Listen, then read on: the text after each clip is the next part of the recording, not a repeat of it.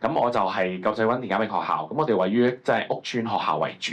咁我就咁啱係上一年開始就真係做 panel 去接手成個體育科咁樣啦。咁就我哋學生咧，其實係屋邨學校嗰啲小朋友為主嘅。咁啲小朋友咧，其實係對運動係好冇信心。咁可能佢哋會覺得啊，我哋唔叻喎，我哋唔做啦。或者係啲家長都覺得寧願係將時間擺落去補習多過去我做乜要放學要同你練多課波咧咁樣。咁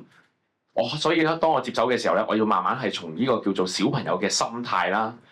老師嘅心態都好緊要，因為老師都要支持我哋先可以咧，令到我哋可以揾啲時間放學可以同佢哋練波，同埋點樣去改變家長對體育呢個諗法。咁嚟緊我講嘅咧就係我哋啱啱即係上年開始着手會點樣去推動全校嘅 MVP 60嘅。咁呢個就啱啱我所講啦，即係點樣令到家長都認同我哋嘅體育科嘅發展咁樣。咁呢個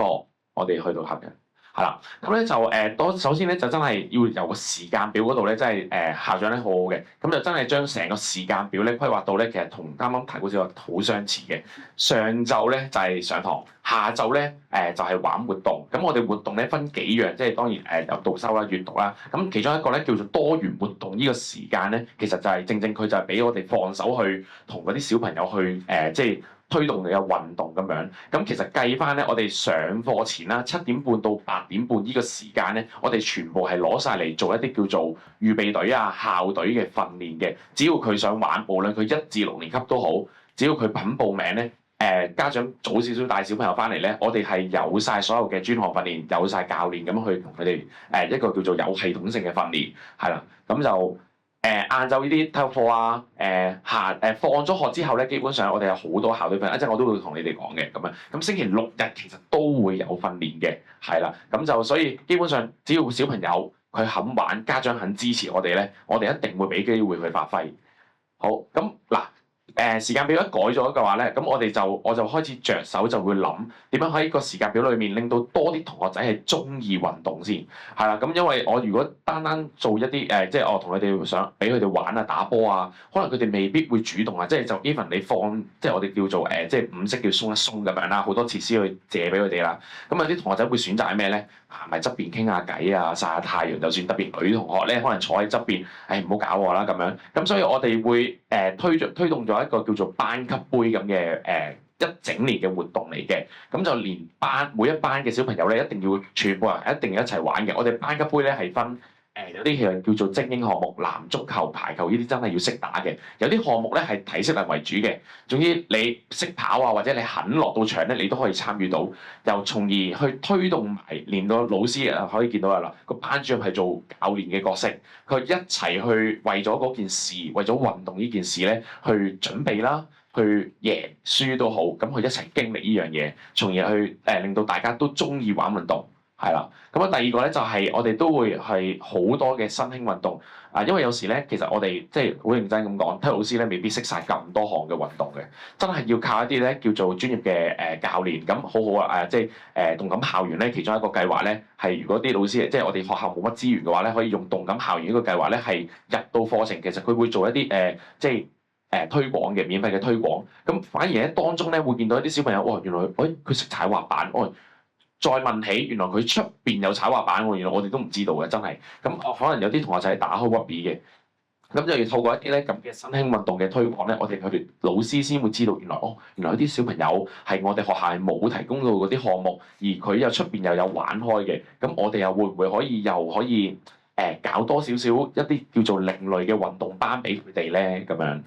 係啦，咁就我哋都有一個叫做五色鬆一鬆啦，咁都好多就會用一個多元化嘅咧，去令到俾多啲小朋友去玩籃球機好中意。如果學校咧，你哋真係有咁嘅資源，可以擺2部喺度咧，基本上嗰啲推廣日啊，啲家長嚟到帶幼稚園嚟玩都係咧，佢哋都好中意玩呢部機嘅。咁 Switch 啊、康樂棋啊、足球機啊，呢啲都係我哋點樣去令到喺校內裏面，我提供多啲機會俾小朋友去玩，係啦。咁可以睇一睇啊。咁其中一個咧，嗱，呢個下邊咧你見到啦，或者比較細啊。Speech 咧其中一個好處咧係頭先你啱啱睇好似我就講啦，其實跳舞咧好多同學仔都中意，低年級嗰啲啦，高年級嗰啲女同學都係好中意嘅。但係開始咧落到去一啲咧叫做專項，譬如打羽毛球，其實羽毛球咧好多同學仔都中意玩嘅，但係奈何咧真係我哋學校未有一個叫做室內羽毛球場咧。其實我教佢開波都好咧。一開波就飛走咗，即係唔好話有完全冇乜對打嘅經驗，咁反而係真係用一啲叫做電子運動咧，佢反而就會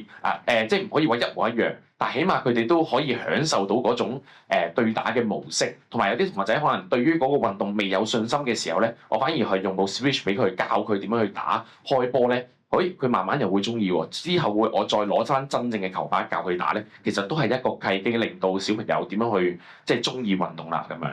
咁呢個其中一個AI 運動站我就唔多講啦，即係如果大家坊間都有見過嘅，咁最好就係我哋有個龍虎榜俾佢哋自己。而家我哋小息都係嘅，咁小朋友自己行到部 cam 度望住，咁就自己去挑戰自己㗎啦，咁樣係啦。咁呢啲就係我哋點樣嘅時間表裏面咧，點樣去令到小朋友可以再延伸出去，帶佢哋出去睇多啲我哋而家嘅真係。出面嘅體育設施，令到佢有發覺原來可以有啲咁嘅地方，去嘅時間唔長嘅，可能大約1個鐘度嘅啫。我哋最後都係要同佢哋講，同屋企人玩，再同屋企人過嚟，係啦，即係希望由小朋友把口啊，去推動媽咪，爹哋可以係假日嘅時候咧，可以帶佢哋嚟到呢啲咧特別嘅景點去參觀咁樣，係啦。咁講到校隊發展咧，嗱，基本我哋咧就學校咧就。上年咧係3個體育老師啦，咁可能有個助手咁樣啦，咁就今年我哋又多個助手就非常好啦。咁我哋基本我哋所有嘅校隊咧，因為即係村校嚟講咧個資源冇咁多嘅情況下咧，咁我哋就會重點發展一啲叫做係我哋真係同學仔中意嘅籃球、排田徑，基本上我哋學校咧係重點發展嘅。咁每一隊校隊咧，我哋其實係分興趣班啦、預備隊啦、校隊啦同埋精英隊。精英隊咧，我哋真係會。叫啲同學仔出邊，譬如我哋籃球上年有個同學差唔多高㗎啦，咁你都入咗南拔萃中學㗎啦，咁啊同學差唔多高，我直情鼓埋佢出去跟嗰啲球會練習嘅。咁點解會咁樣講咧？其實就係喺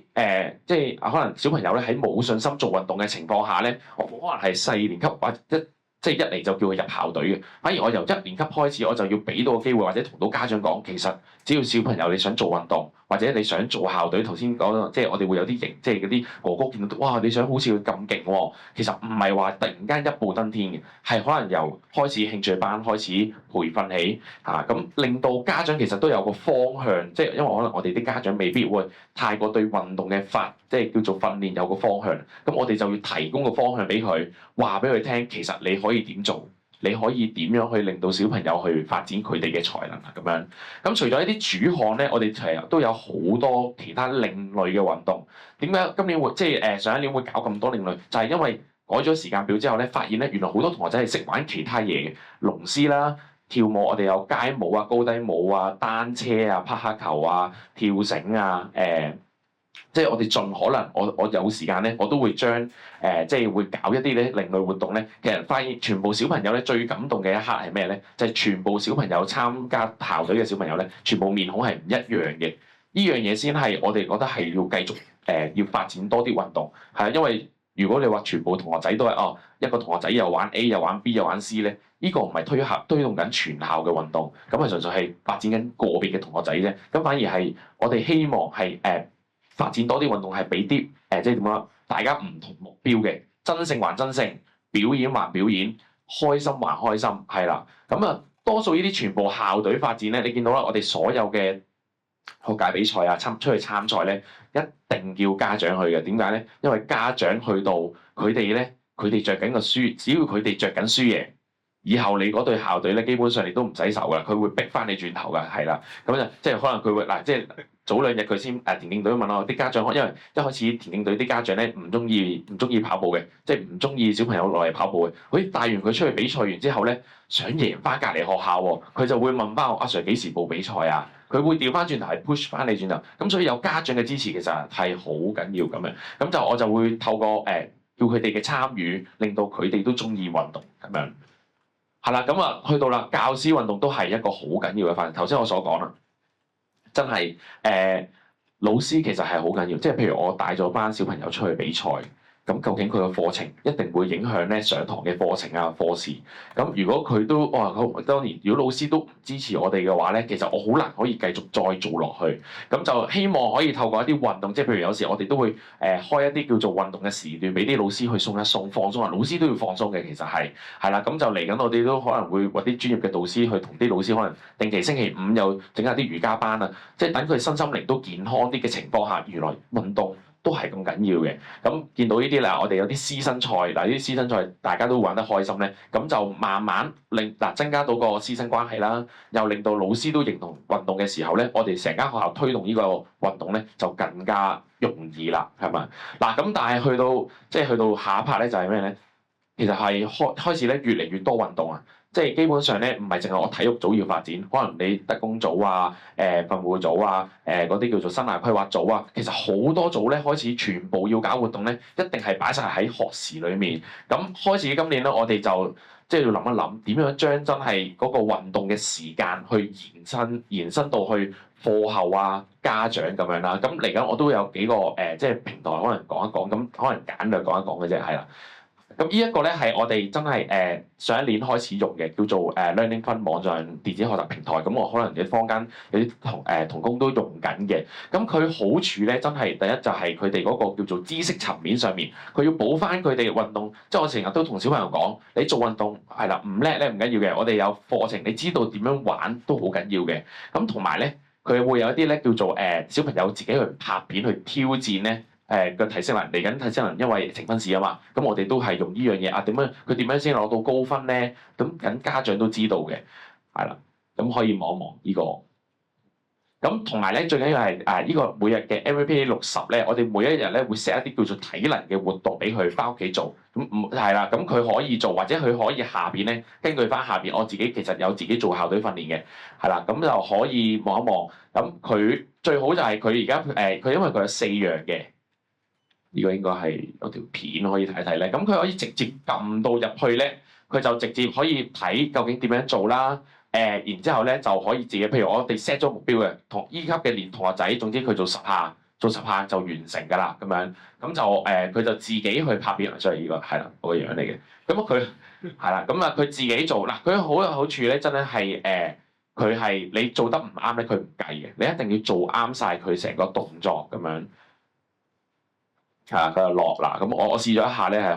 好快做咧，佢係唔計㗎，係啦，係佢一定要落晒，佢計晒你成個動作啱唔啱，佢先可以咧係會計你下數，咁就令到同學仔，我哋老師都可以睇到佢究竟呢個同學仔有冇做到咧，咁樣係啦。我哋下一個，咁呢個咧都唔詳細講啦，呢個就係第二個 Apps 嚟嘅。因為而家其實去到最後嘅，我哋都試緊不同嘅程式，因為好多程式，究竟會唔會有一套係真正可以令到家長又容易接觸，我哋老師又可以喺後台裡面睇到一啲叫做佢哋嘅運動嘅數據。咁參加完呢個比賽之後咧，其實最好嘅好處就係我目標咧，希望真係咧3年內可以全校同學仔係一人帶一隻運動嘅智能手錶。頭先講咗好多運動嘅智能手錶好處，我哋大人其實都會帶嘅，睡眠質素啊、運動時間啊。但係喺我哋老師嘅角度嚟講，佢好處係咩咧？佢可以睇翻咧個同學仔個 MVP 60，即係我哋喺後台可以睇到。我哋真係可以確實捉到邊個同學仔其實冇乜做運動喎，呢1個月冇乜做運動，我哋就可以再去同佢私底下，即係同佢傾一傾偈啊咁樣啦，係啦，咁參加完呢個比賽咧，最值得即係因為都時間趕急啊，咁我哋都想最趕急咧，即係最想講咧就係呢個其中一個家長嘅真係個心得令到我好感動啊！咁就係因為佢話其實佢本身咧屋企人咧，即係多數係爹哋係好少理小朋友嘅。但係反而咧參加完嗰個運動之後咧，佢就講啦，爸爸係好少參與嘅。通過呢個運動之後咧，發覺原來爸爸會主動同個小朋友話：喂，嚟啦，我哋去玩比賽啦，我哋去爭勝啦，即係去一齊落去做運動。咁呢個係其中一個，我覺得係參加完呢個比賽之後咧，係